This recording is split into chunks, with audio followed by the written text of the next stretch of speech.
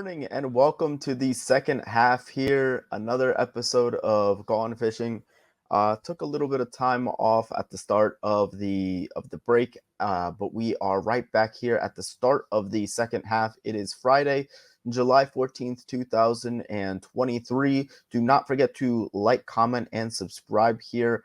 This is part of the 5 Reasons Sports podcast network, and just don't forget to like, comment, and subscribe. There's a ton of sports going on right now.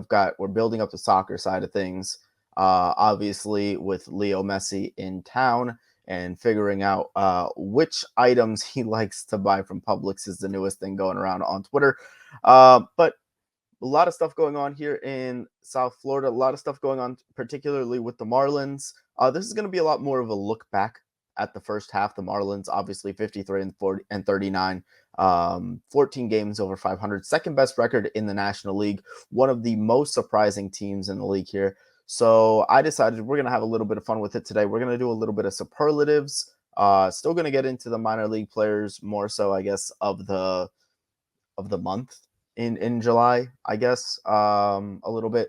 Talk a little bit about the draft and then kind of see where things go from there. Look ahead to the second half here as the Marlins start things up against the Orioles and where they should go from here, with the trade deadline kind of looming a little bit over 2 weeks away now. So getting into it right away, your Miami Marlins superlatives for the first half. I'm going to start things off with your first half Cy Young. This one here is a result of certain players not qualifying in my mental list, which is really the only list that matters if you think about it. Jesus Luzardo, 8-5 with a 3.29 ERA, 129 strikeouts in 109 and a third innings. He's been fantastic, particularly of late. Going back to his last 4 starts, he struck out at least 8 batters and allowed no more than 2 earned runs each go around while going 6+ innings in each of those last 4 starts. So really strong finish to the season, or to the first half for him. Kind of gives him that first half Cy Young award for the Miami Marlins. And honestly, I kind of like him as a dark horse for the National League Cy Young if he keeps up what he's doing here. So, if you feel that strongly about it, check the odds there. I'm sure you could get a really good number on Luzardo. Your first half MVP is who else but La Regadera himself, Luis Arraez. 3.9 WAR, 383 batting average, 905 OPS. The defense at second base has absolutely been much better than anticipated. A couple of hits in the All-Star game, robbed of the All-Star game MVP, if you ask me. But Luis Arraez, your MVP here, pretty much running away with it. There wasn't really anything close there. And a category that I decided to add, particularly for this one guy, because I wanted to show him some love, comeback player of the year, it's got to be Jorge Soler. Huge first half for him, 254 batting average, 23 homers, 876 OPS. Soler has just been that kind of necessary power bat that they thought they were getting when they signed him in free agency, the offseason before this last one. And he's definitely outplaying his contract at the moment, 3 years, $36 million. And the fact that he was getting paid the most in year one, with that money starting to kind of slide downwards here, it's becoming more and more apparent that he's going to decline his option. And I would like to see the Marlins make an effort towards re-signing him, but only if the number is right there, because he has been really, really invaluable to this team this year. And your rookie of the year, another runaway. Honestly, it's Xavier Perez. 5-3, 2.36 ERA. Only allowed more than 2 earned runs twice in 11 starts, and one of those was 3. He allowed 6 earned runs against Atlanta. Followed that up with a fantastic final start. So obviously he's been shut down for a little while, but I do expect to see him again this year, probably sometime in mid-August. The team did a really good job there of kind of taking, I think it would be a much bigger story about Yori being sent down if they didn't take 2 out of 3 against Philadelphia, because then you'd really have a rough taste in your mouth coming into the break. But the Marlins did a very good job there. Very calculated move by Kim to announce it right before the Phillies series, which was, a huge series win for them to get, considering how well the Phillies had been playing previously, even winning a series against Tampa. And then Miami takes 2 out of 3. So you start to feel a little bit better about, this team being able to keep their heads above water with Perez on the shelf for a little bit. And your reliever of the year so far, it's none other than Steven Okert. You could have gone with, quite frankly, any of the 3 lefties, any of the 3 non-closing lefties between Andrew Nardi, Tanner Scott, and Steven Okert. I decided to go with Steven Okert. 3-0, 2.53 ERA in about 32 innings this year, a .9 whip, holding opposing batters to just a 164 batting average. He's been, quite frankly, insane. I mean, the bullpen in itself, like I said, I've raved about it time and again, and even with some of the struggles by Puck over the last week or so heading into the break, the bullpen, I still can't understate how good it has been, particularly in comparison to last year, where it was really just a sieve for this ball club. And then your minor league players, more so, I guess, of the week, of the month, whatever you want to call it. Really, I just want to show some love to these guys. Troy Johnston, no idea what he's still doing at AA over the last, I'll call it since July 4th. Troy Johnston, a 450 average, 593 on base, a 1050 slugging, 3 homers, 8 runs batted in.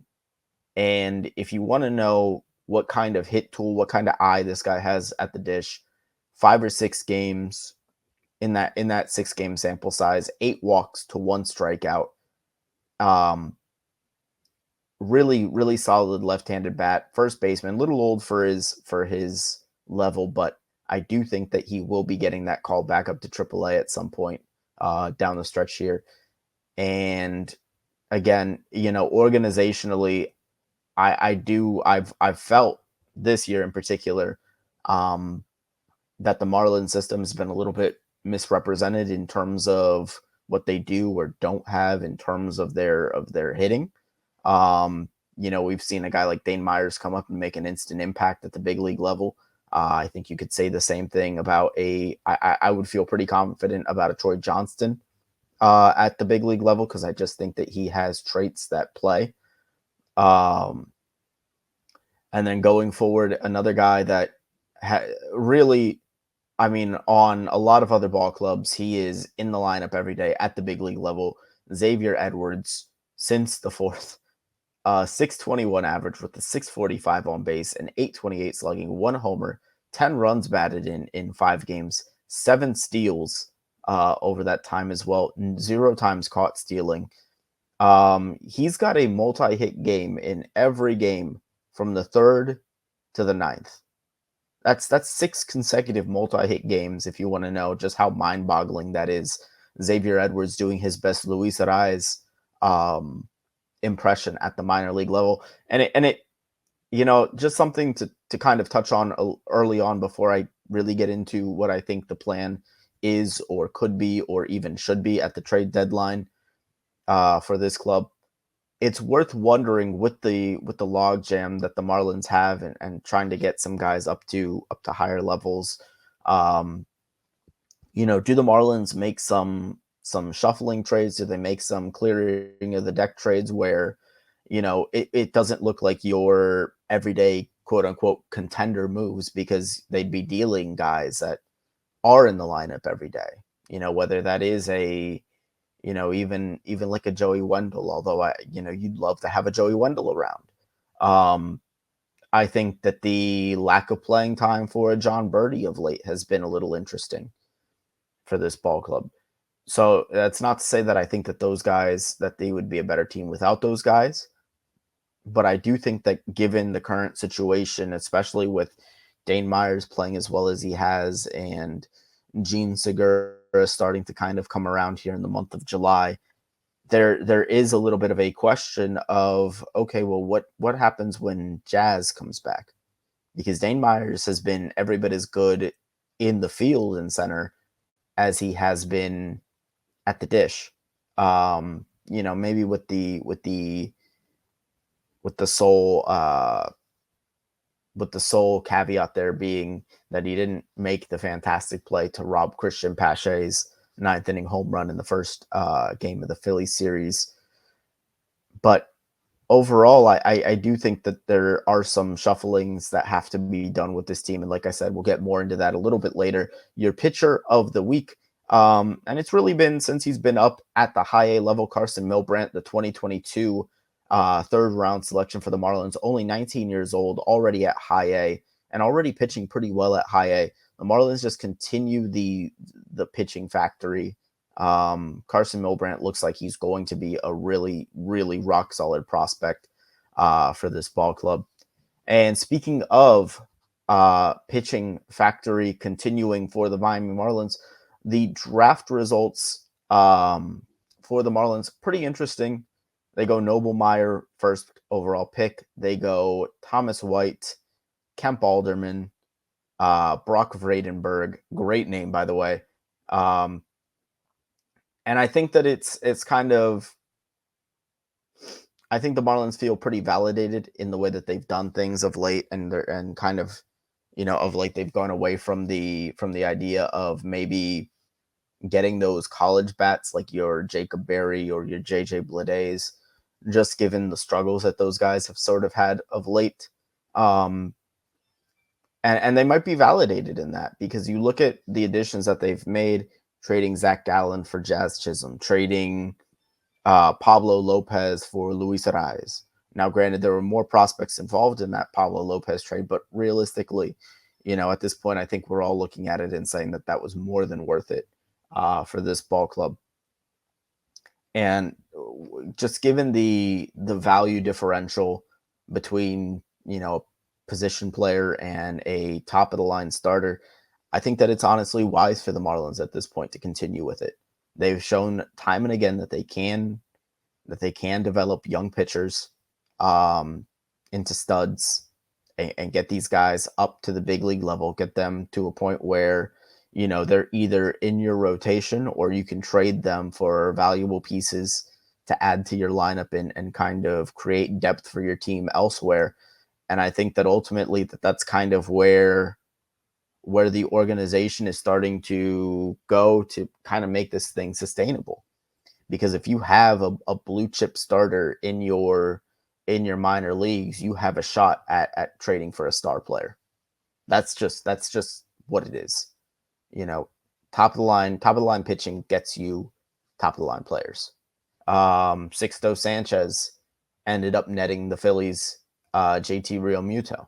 And that's not to say that, Sixto Sanchez is, the Marlins aren't necessarily grateful that they made that deal in hindsight, I would say, given Sixto's, rough patch with injuries and the sad situation around whether or not he's even ever going to pitch again.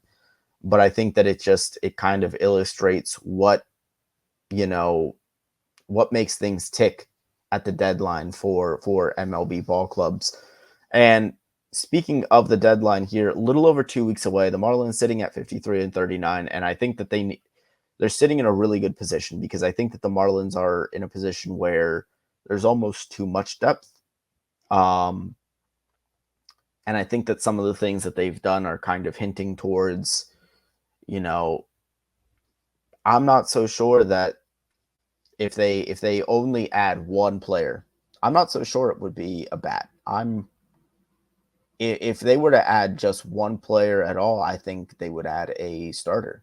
I think it would be another, a stopgap guy to kind of eat those innings while Yuri's away, to kind of come up and fill that gap and just lengthen out your rotation a little bit. Because I think when you look at the lineup right now, you're looking at it being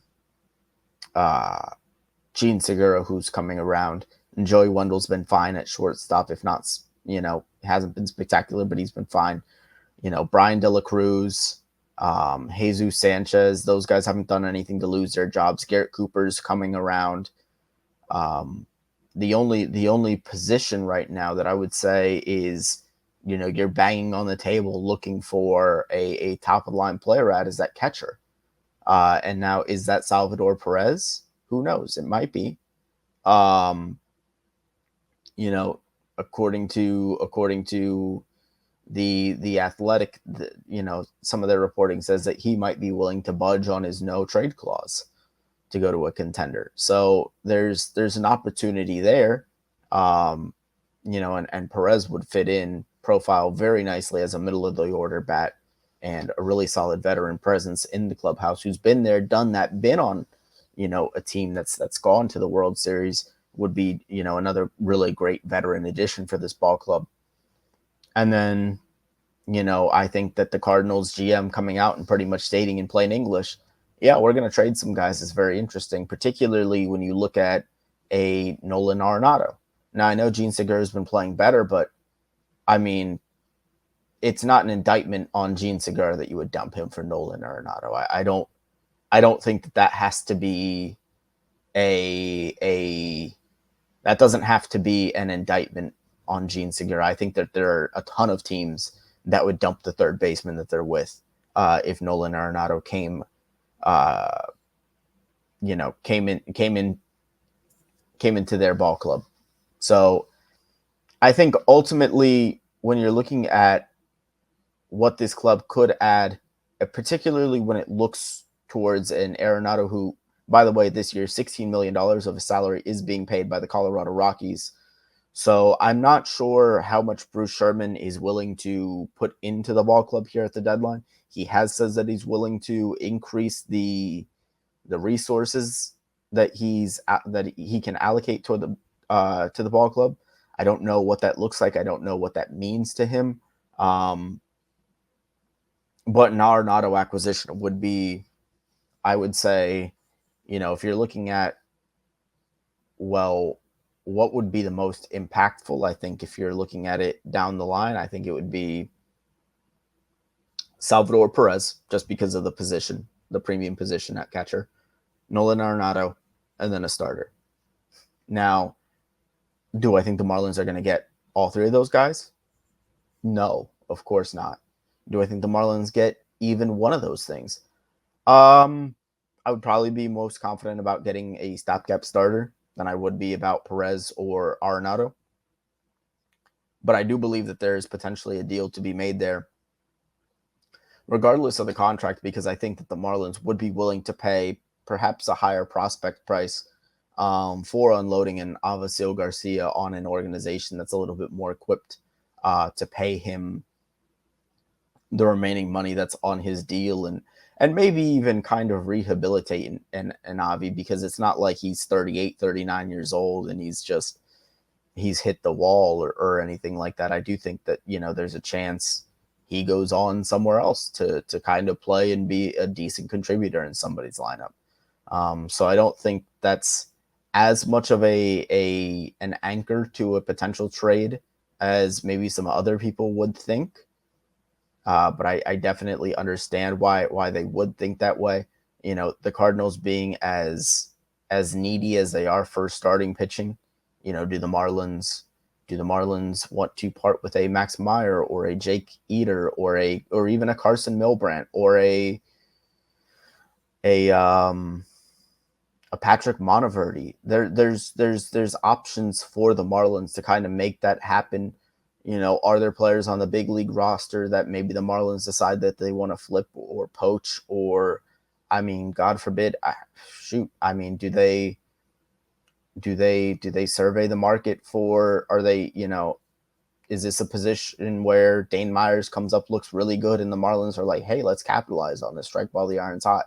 Let's go get a center fielder that we can trust every day. If there's an opportunity to get a Luis Robert from Chicago or something of that nature.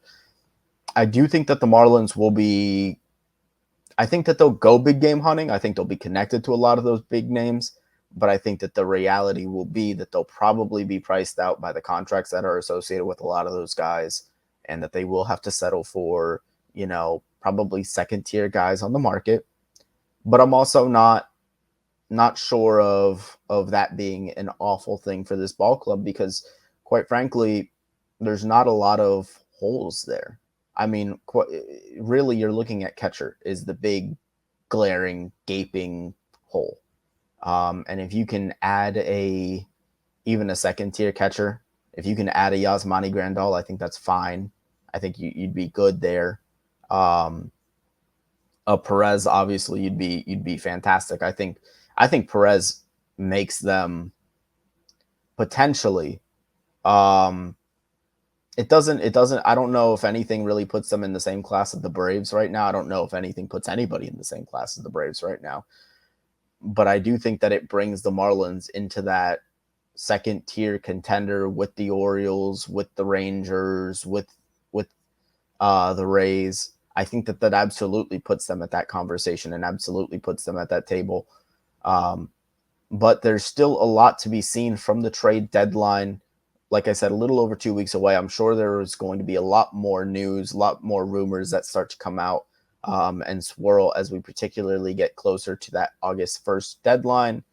And before we go, I do want to get into your Prize Picks play of the day here, with the Marlins going in game 1 of the second half.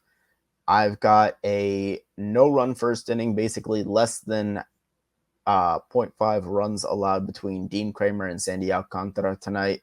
And as a bonus play, you go Arise over 1.5 total bases, 2 hits in the All-Star game. He was starting to kind of slow down a little bit towards the end of the first half. I think he catches fire to start the second half. And the Marlins, and you know what? I'm predicting a series victory against the Orioles. I'm feeling really good about this club right now. I think that this team is playing some really solid baseball, and everything that they do it just feels sustainable right now. And that's the beautiful part of it. So stay tuned. There's going to be a lot more to talk about over the second half, especially as the wild card race heats up. Your Miami Marlins in first place in the wild card race as they continue to try to clinch this thing out and make the playoffs for the second time now in 4 seasons here. Obviously, 2020 pandemic season, whatever, 60 games, call it what you like. But it is exciting times around here. Do not forget to like, comment, and subscribe. We will see you next time on Gone Fishing. Thank you guys so much, and bye-bye.